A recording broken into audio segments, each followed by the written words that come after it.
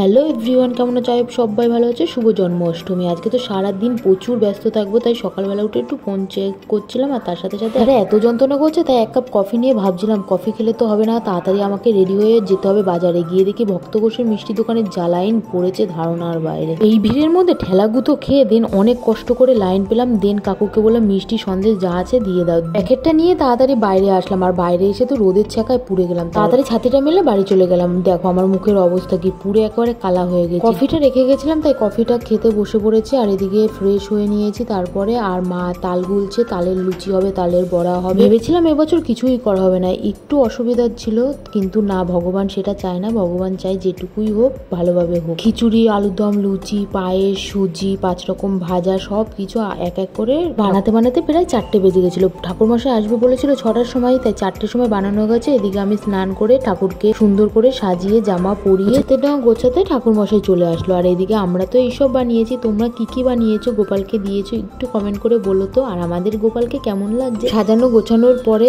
এদিকে কিন্তু আর একটা থালা দিয়েছে, যেটার মধ্যে চকলেট, ক্যাডবেরি, বাটার, মাখন, গোপাল যেটা ভালোবাসে সেখান থেকে নিয়ে গোপালকে একটু খাইয়ে দিলাম। গোপালের খাওয়া তো কমপ্লিট। আমাদের পেটে তো ছুঁচো এদিক থেকে ওদিক দৌড়াদৌড়ি করছে। দেন আমরা তো প্লেটে একটু প্রসাদ নিয়ে খেয়ে নিয়েছি। আর তালের লুচিটা খেতে না বেশ ভালো লাগছিল। আজকের দিনটা তো খুব ব্যস্ততার মধ্যে কাটিয়ে দিলাম। তোমরা কেমন কাটালে জানাতে কিন্তু ভুলো না। আজকের জন্য তো এই অবধি ভিডিওটা। চলো দেখা হচ্ছে কালকে। টাটা।